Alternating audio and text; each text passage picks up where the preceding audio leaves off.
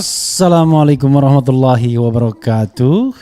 Sobat RH sekalian, jumpa lagi kita di channel yang keren ini. Keren cadas. Ya Sobat RH sekalian, kita ambil satu video lagi ya. Ini menarik apa yang disampaikan oleh Johnny Plate. Mengatakan Johnny Plate seret nama Jokowi di nota keberatannya, sebut proyek BTS 4G arahan dari Presiden. Jadi gini, sahabat sekalian ya, kalau seandainya Presiden mengarahkan seorang menteri untuk sebuah proyek, lazim dan tidak lazim. Maksudnya begini, kalau sudah sampai proyek itu sesungguhnya itu kaitannya kan dengan hal yang sangat teknis sekali.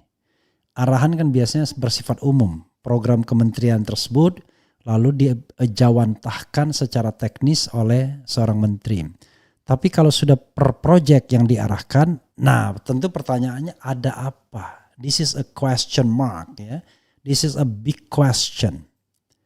Ada apa? Itu soalnya. Nah, sebelum kita berspekulasi ada apa, coba kita bacakan nota pembelaan dari Plate sebagaimana dimuat oleh Kompas TV ini. Oke, kita bacakan. Jakarta, Kompas TV, Menteri Komunikasi dan Informatika atau Menkominfo nonaktif Johnny G. Plate Gerald ya kembali menjalani sidang lanjutan kasus dugaan korupsi proyek pengadaan menara BTS 4G Kominfo pada hari Selasa kemarin. Pada sidang kali ini Johnny Plate berkesempatan menyampaikan nota keberatan atau eksepsinya atas dakwaan Jaksa Penuntut Umum atau JPU. Dalam nota keberatannya yang dibacakan oleh kuasa hukumnya di persidangan, Johnny Plate menyeret nama Presiden RI Joko Widodo atau Jokowi. Hal itu berawal ketika kuasa hukum Johnny Plate menjelaskan mengenai latar belakang proyek pengadaan menara BTS 4G Kominfo yang disebut merugikan keuangan negara hingga lebih dari 8 triliun tersebut. Menurut kuasa hukum terdakwa, kliennya tidak berniat melakukan perbuatan koruptif sebagaimana dakwaan jaksa. Itu wajar ya.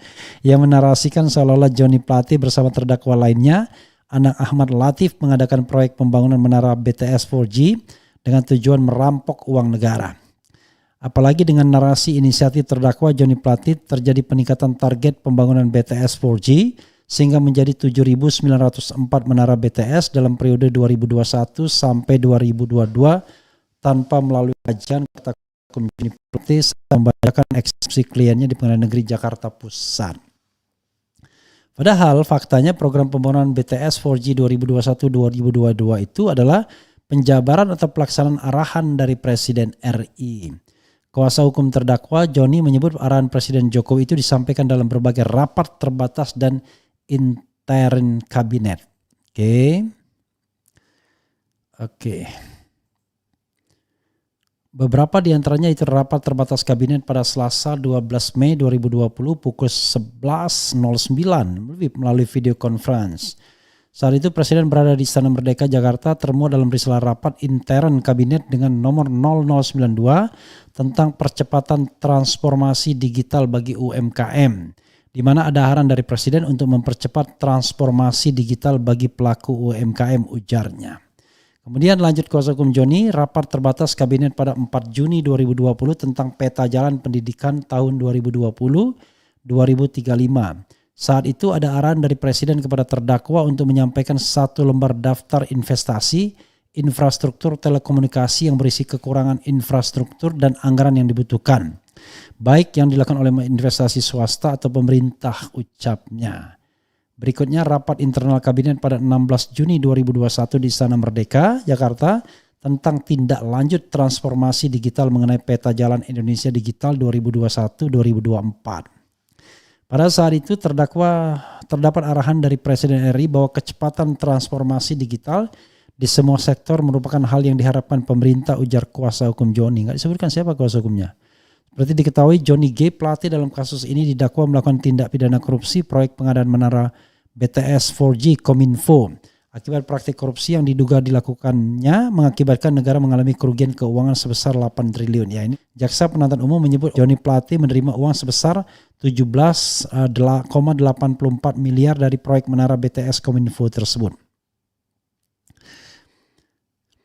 Ya, Sobat Era sekalian, kita jangan hilangkan ya kasus ini, kita monitor terus arahan dari Presiden Jokowi. Begini Sobat Era sekalian, kalau arahannya sifatnya umum dan terbuka, ya tidak bisa dibilang itu adalah delik pidana kalau menurut saya ya.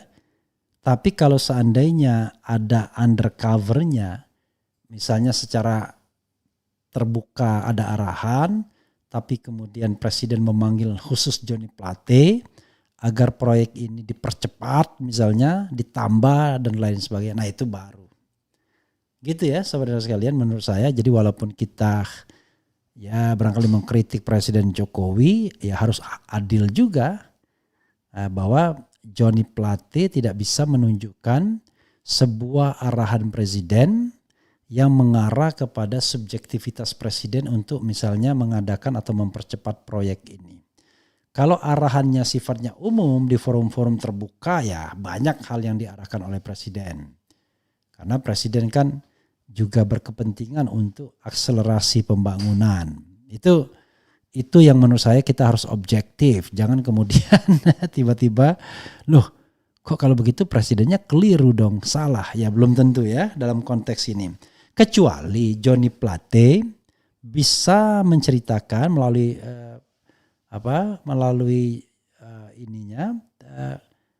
mengatakan bahwa ada arahan yang khusus, ya, ada arahan yang spesifik, dipanggil khusus misalnya, walaupun tidak bicara tentang proyek bancaan, tetapi Presiden misalnya ingin mengakselerasi proyek itu dan dia memanggil secara khusus. Nah itu indikasi. Tapi kalau misalnya arahannya sifatnya umum, saya kira kita belum menemukan apa-apa ya.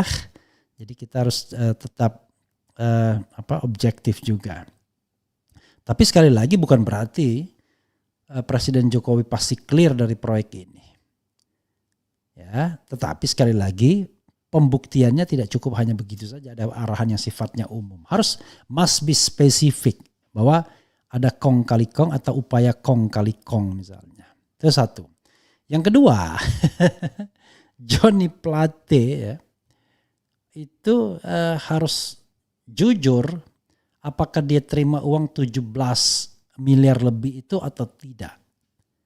Dia harus jawab. Saya tidak mengikuti nota pembelaannya secara keseluruhan, tapi harus jawab dia terima atau enggak. Dia minta 500 juta per bulan atau enggak. Itu soalnya. Kalau itu dia bisa jawab firm, saya tidak terima sepeser pun, keren. Tapi kalau dia tidak berani jawab firm, buang nyangkut-nyangkutkan Presiden dan lain sebagainya, ya itu menunjukkan bahwa dia it seems sepertinya menerima. Nah kalau sudah memang kepepet misalnya bahwa dia mengakui dia menerima, ya sudah seperti terdakwa lainnya saja, IH ya, yang kemudian mengatakan dari kumpulan uang proyek ini 243, maka dia berikan ke macam-macam orang, termasuk 27 miliar kepada sosok yang kemudian sekarang menjadi Menpora. Itu jauh lebih baik daripada dia menghindar. Jadi sahabat sekalian, kalau saya korupsi is corruption. Jangan kemudian kita moderasi bahwa karena ini dari partai pendukung kemudian korupsinya tidak boleh kita komentari secara negatif. Korupsi is corruption. Jadi ini pembelajaran bagi pejabat publik apapun. Baik karena Anda berada dalam pemerintahan maupun Anda berniat keluar dari pemerintah sebagai oposisi. Mungkin Johnny Plate sendiri tidak menyangka kalau proyek bancaan ini yang konon melibatkan kekuasaan eksekutif dan legislatif ini akhirnya bisa dibongkar oleh Kejaksaan Agung. Padahal selama ini Kejaksaan Agung rasanya tidak mungkin membongkar aib seorang menteri. Tapi ini dilakukan. It happens already right now. Gitu ya Sobat Era sekalian. Dan karena dia tidak menyangka, akhirnya dia jadi korban duluan. Dia orang besar yang menjadi korban duluan. Kita sedang menunggu orang besar lainnya, apakah terlibat atau tidak, karena mendapatkan bagian yang jauh-jauh lebih besar dibandingkan Johnny Plate sebagai beneficial owner. Ya. Karena dia beneficiary-nya, dia yang pengambil manfaatnya. Dia yang untung karena dia pemilik perusahaan 99% saham. Nah, apakah dia terlibat atau tidak? Rasanya ya, kalau swasta dengan kepemilikan 99% minimal tahulah. Nah, dalam konteks ini kita bicara tentang crime by commission dan crime by omission. Melakukan sendiri atau membiarkan. Jangan lupa bahwa ada eksekutif puncaknya yang sudah dijadikan terdakwa dan mau lari ke luar negeri.